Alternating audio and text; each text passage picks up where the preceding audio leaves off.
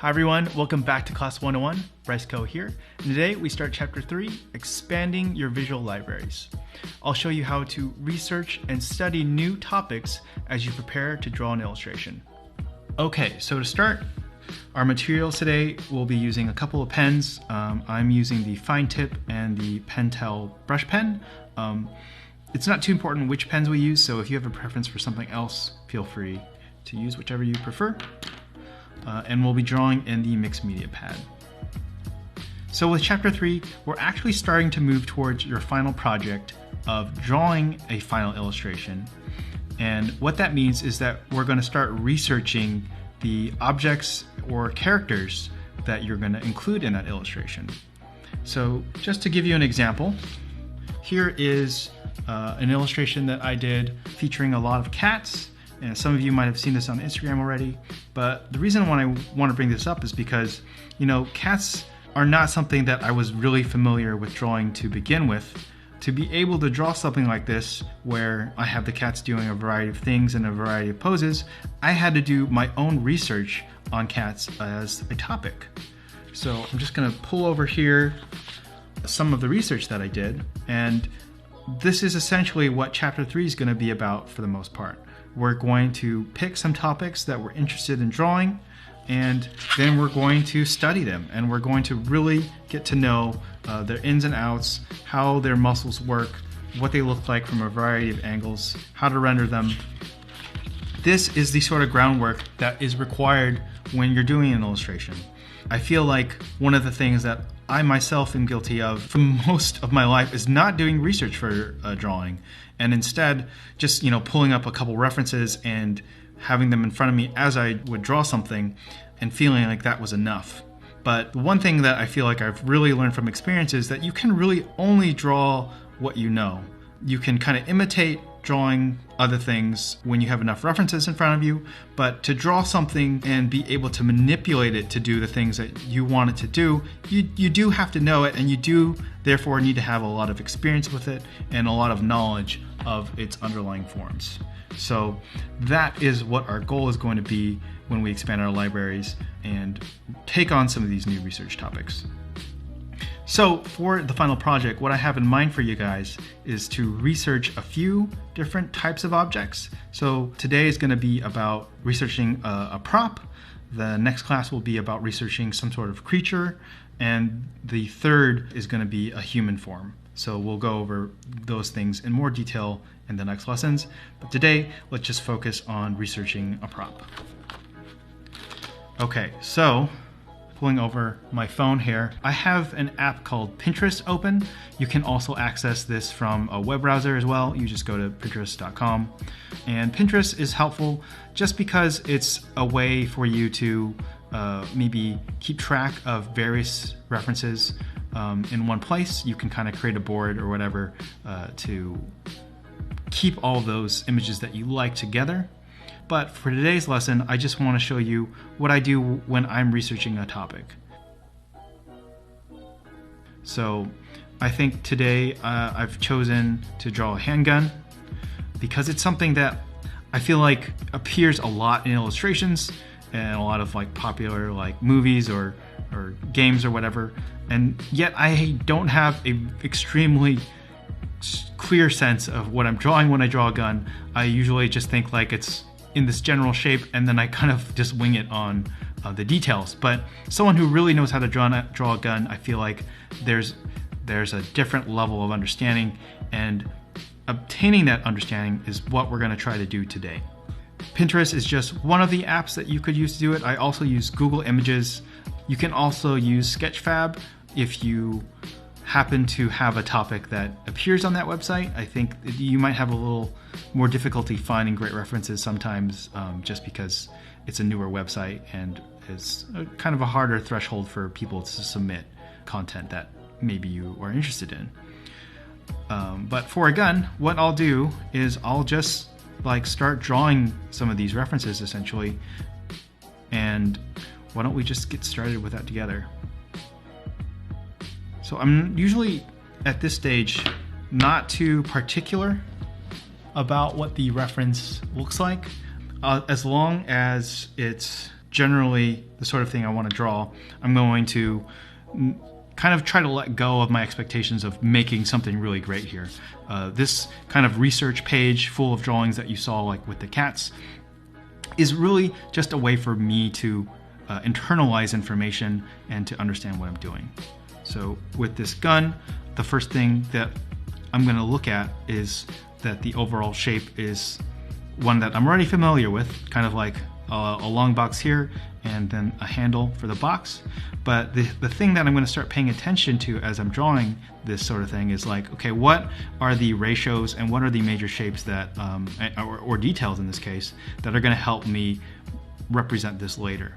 So looking at this gun, I can see that the handle is almost as long as the barrel. It's maybe like 25% longer. So when I'm drawing this shape, I might say that that's the halfway point. So these are the quarters. So about this length will be where the handle goes. So I'm using details for proportion and landmarks here. And so now I have the general idea that this is always going to be the proportion of the gun. And then I might say that the height of the barrel here is, what would you say that is? That's maybe about a quarter of this here. So cutting this in half and this into fourths here. That's not, not super accurate, but it's around here. So it's going to come down like that.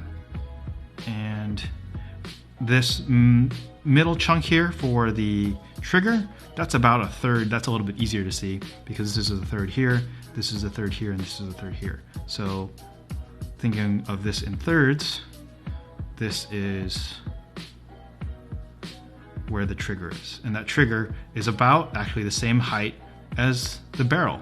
So what I'm doing as I'm breaking this down is I'm trying to think about what all the relationships and proportions are of the components of the object, so that when I go over here to draw it again, I might be like, okay, so this barrel, or the barrel of the gun is like 4 chunks long, and then the handle of the gun is 3 chunks long. So 1, 2, 3, 4, and then this one was 1, 2, 3. So that's kind of like my own internal measurement there. And then that the height of this is about a fourth, and then the sections here is, this is a third where the trigger is. So now I have this 2D understanding of this gun, which is why this is extremely flat here. Another thing I think is important is this notch here where the hand goes. So knowing that that notch is exactly level with the bottom of the barrel and the top of the trigger, so that's right here, and that's where this notch is, and that this notch is relatively small. I might not diagram it completely or whatever, but I'm just looking for relationships and saying that this notch is about this, it's got the same kind of like height for its curve as the trigger. So knowing that these things just match each other, that's a really great relationship to look for, because it's an easy one. It's a one-to-one, exactly the same. And so then I just think like, okay, I'm gonna draw this down. And I've done a lot of analysis work now on understanding this thing to get some of the major components. So now I can draw this from this angle, just kind of like angling my understanding of that drawing. And this 2D photo doesn't give me any more information. I'm not in Sketchfab anymore where I can rotate it around.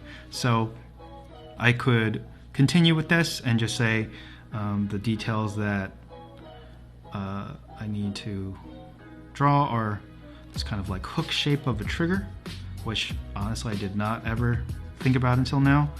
And then it's got kind of like a what's that called, like a bezel here, as far as like maybe the inner part of the gun, inner plane there, the inner bezel.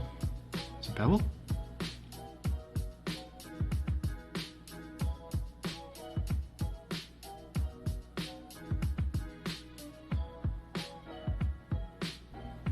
Okay, so looking at the barrel here, this is cut in half almost exactly at the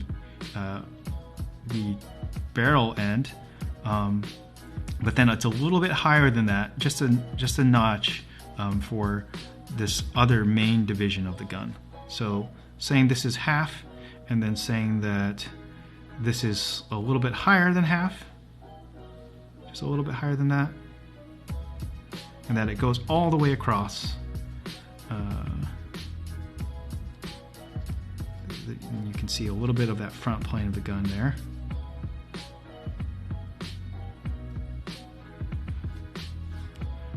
And just going to fill in some of these details.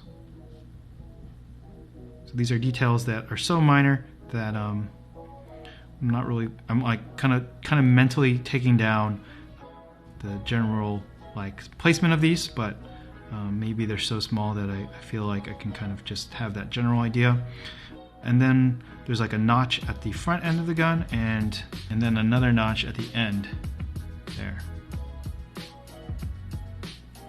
And that one kind of is longer and veers down. Then it looks like there's like a little ring there for a keychain.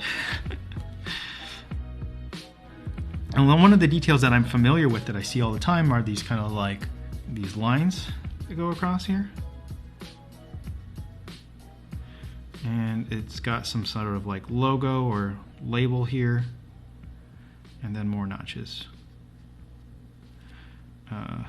This gun has some sort of like handle part to a raised, looks like raised grip, and it's got a circle and a screw here.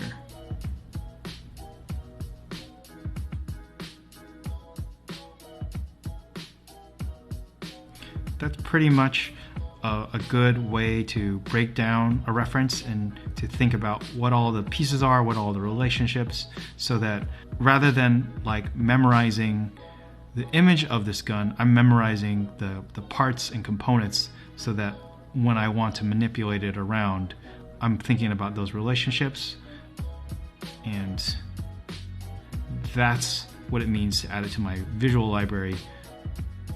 Not needing to see the gun to draw it, but just remembering the basic parts.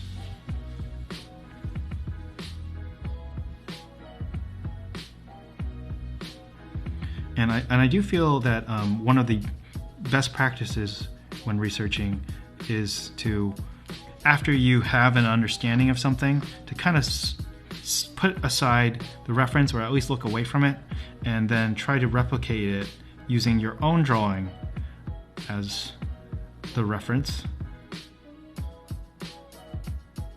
so that you can kind of test yourself for understanding, see what you are actually able to absorb and understand.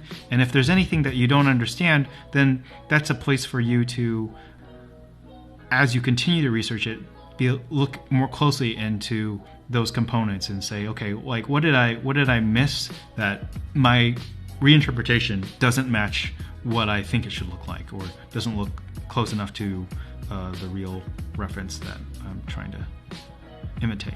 So I feel like this is a pretty good 2D understanding of this gun. Because that image that we looked at was 2D, I don't really exactly know what the width here should be, but I'm gonna guess and just kind of connect the planes of this box here. So I know that it had like a sight, and then like another notch here. Wasn't exactly sure what those shapes were, but just connecting this over here gets me kind of a passing enough grade on what a gun looks like. Like if I were to draw something just like this in an illustration, I would be happy enough, honestly. My bar for drawing a great looking gun is kind of low. I think It just needs to look close enough to convey the idea. So let's look at another reference. I've just pulled up another gun here, and it's a very similar angle to the last one we drew, but I'm still going to draw it because at this stage I shouldn't be too choosy or picky about what I'm drawing. I'm just trying to research this topic overall of being able to draw a gun. And so in this case, what I'm going to do is I'm going to compare the relationships of shapes to the one I previously drew. So kind of like we said, this is, in this gun was like a fourth of the height. In this one, it's a little bit more. It's almost like this is like roughly a third here. So that height being 1 chunk, 2 chunk, 3 chunks. And that height is still similar to this one, where this one's like 3/4 here, and this is the full 4/4. So going 1, 2, 3, 4, that's the length of that barrel. And but as opposed to this one, this height here is like almost a third. So that's how long that is. And the relationship of the trigger is about the same though. So that's like a third of the shape. And it's also about a quarter. This is about a quarter of the height. So this was in fourths, 1, 2, 3, 4. It's a little, yeah, this is about right. It's a little kind of smaller. And going down. So this one has a different angle. It's kind of a diagonal angle here that's straight on. There's it's not as flat as the previous one. So I would just draw this angle. I wouldn't really think too hard about it, but it's something that I'll pay attention to and make note of. The notch of the gun here is quite different than on our first reference. It's roughly though, at starting around the same height. It doesn't have a flat line all the way across though. We can roughly say that it's at this point in the gun that it starts to go upwards. And then as opposed to this kind of like curve that matched the height of the trigger, this one just has a straight angle there.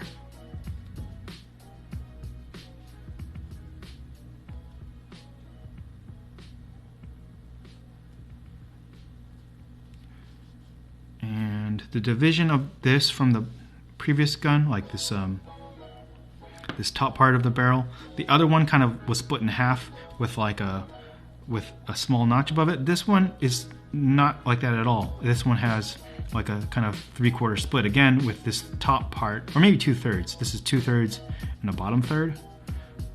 So knowing that that's something that can be manipulated across guns, that it doesn't need to be precise because certain guns are going to be different, means that gives me some flexibility to know that that's something I don't need to have exactly the same whenever I draw a gun. There's a little bit of leadway.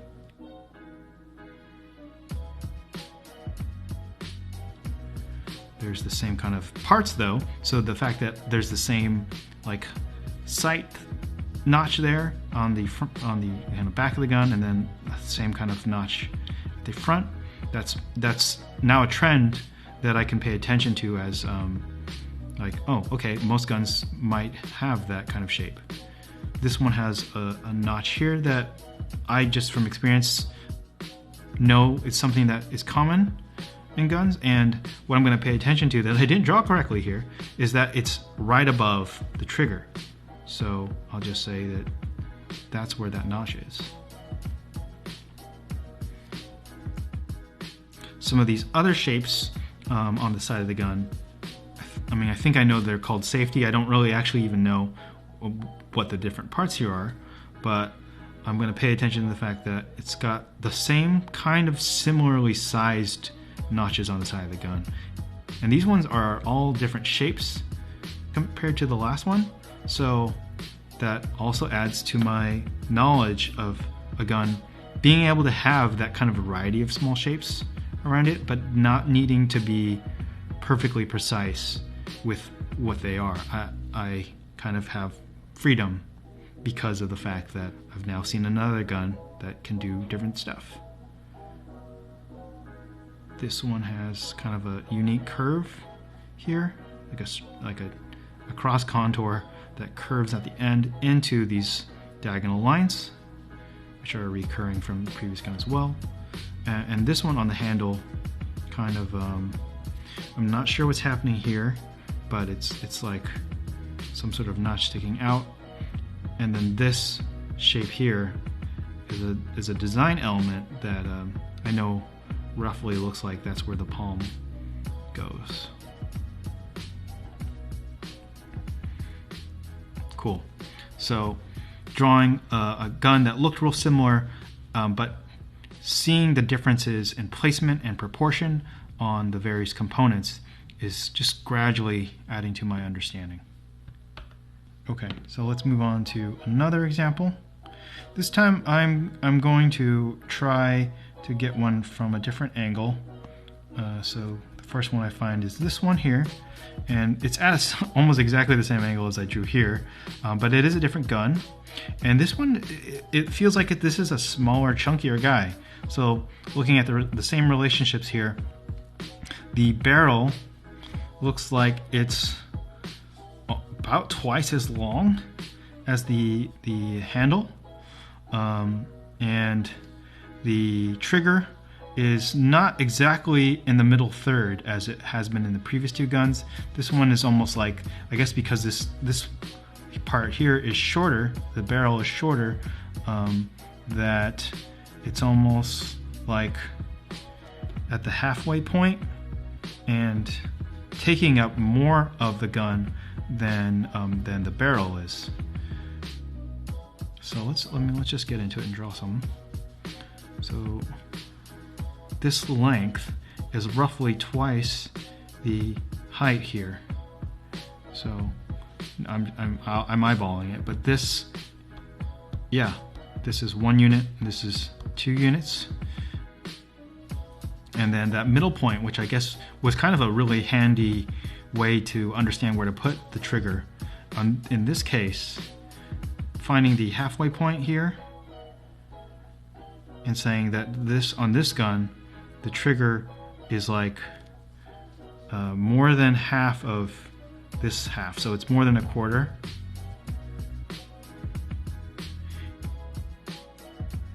And I'm using a lot of math terms, but honestly, I'm not a very mathy kind of guy, as you might have guessed from my profession. But what I do like to think of it in simple terms of like, how do I measure proportion? I am thinking in roughly halves and thirds and quarters. So this is more than half, and the thing that looks more in the middle to me is this like kind of notch that's on the top of the barrel. So finding the midpoint and saying that this is like kind of aligned to it. It's not exactly the middle, but like that is where that goes.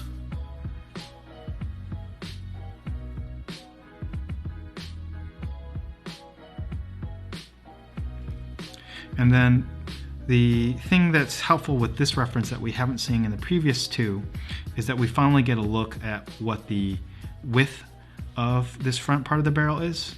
And to me, the thing I'm looking at is mostly this circle, because it's a perfect circle, and that I'm just going to think of drawing a circle on the front of it that is roughly that size, and that there's 2 of them to make the front plane here.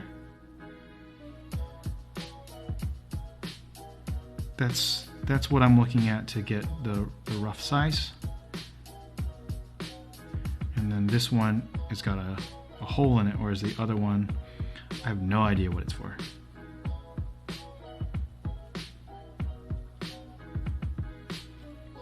Okay, and they got the same notches here.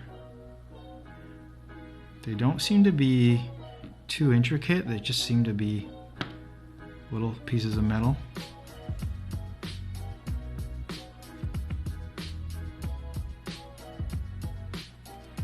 And going to the back here, this one's unique because it has 2 notches at the back. Both of these, at least from this angle, I couldn't tell. Maybe they also had 2 notches, but this one, I'm able to distinguish the fact that this gun, or maybe guns in general, have a double notch here. It looks more interesting. Okay, so one of the trends that I liked on this one that was thrown off here is that little notch at the back. And so in this case, the notch is definitely not aligned with the height of the trigger, but it is aligned exactly with this second circle here. So, I mean, I have an incorrect line here, but I'm not going to worry about it. What I'm going to do is I'm going to say, okay, there should be a line that goes all the way across that's about the same height as that circle. And that's what this top part of the gun connects to. And that's where this notch starts to curve into the handle. So this handle, to me, it looks like that it's about the same width as the trigger. So I'm gonna say that that's about here on the bottom, that it connects to the trigger at a slight angle, and that then we get to see the side plane of that kind of box shape reach up into the trigger, which in this case, the trigger is a very simple shape compared to that one over there. It's just kind of another like triangular slice.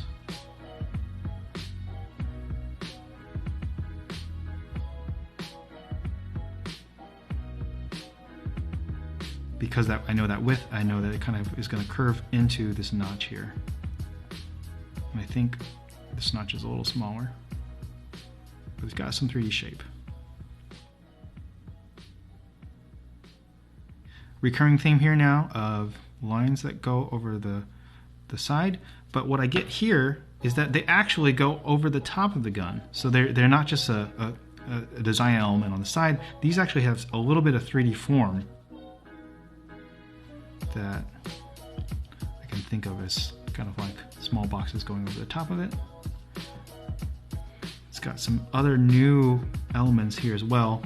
There's a kind of a small notch here that's pretty cool, and I can see some 3D shape here as well. So as opposed to kind of like a really flat understanding of something that was happening here, this guy, I can see that there's an indent kind of carving into this box, and that there's, you know, some text here.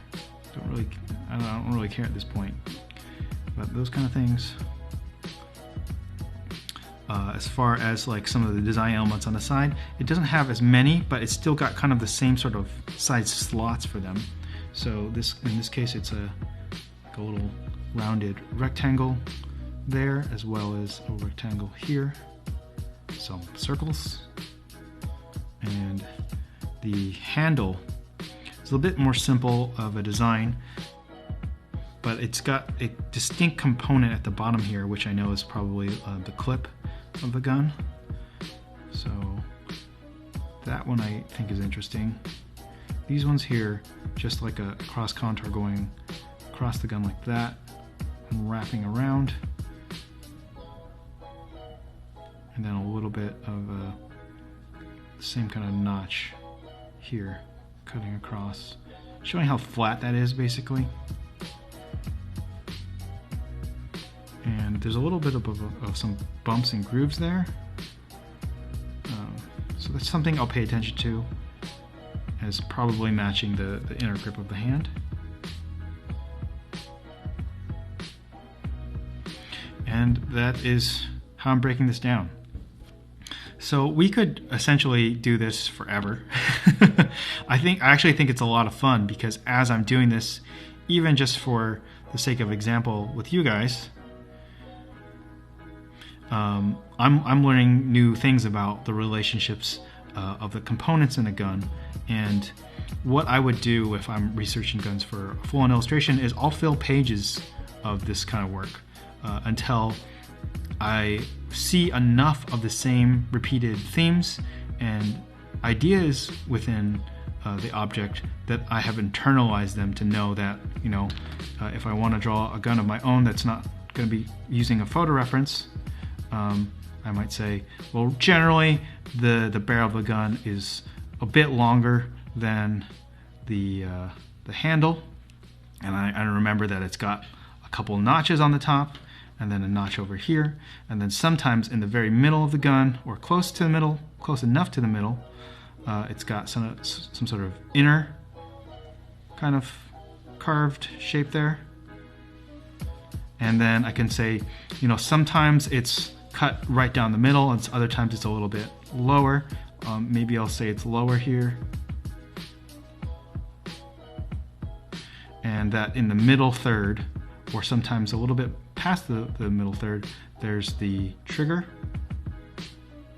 and connects like that there, and that there's going to be a notch at the back that's around the height of the trigger. So a lot of times it seems to be a little higher, so it's okay if I go a little higher. That notch connects to the handle.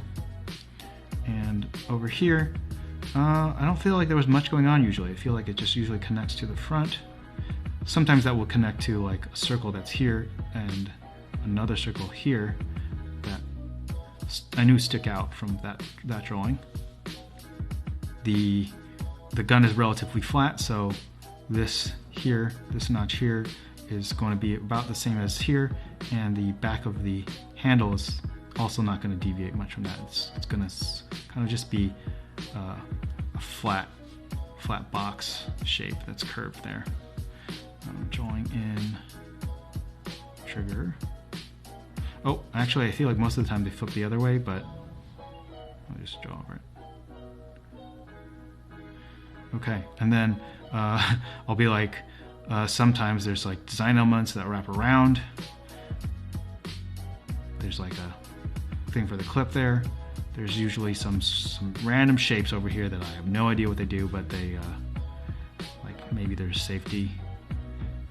There's like one time I saw that there was like screws on it, so if I want this gun to look more detailed, I'll start adding like that. And oh yeah, also these jagged lines that go across here, and they go over the top, and sometimes they appear over here as well.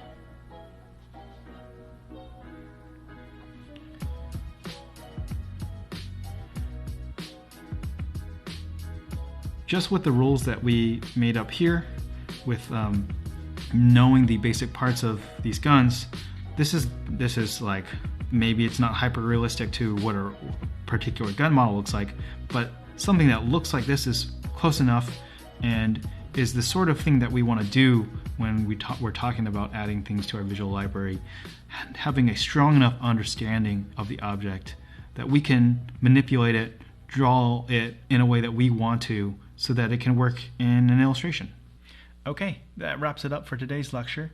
Now let's talk about your mission, which is to do the same thing that we did together in class, but with an object of your own choosing.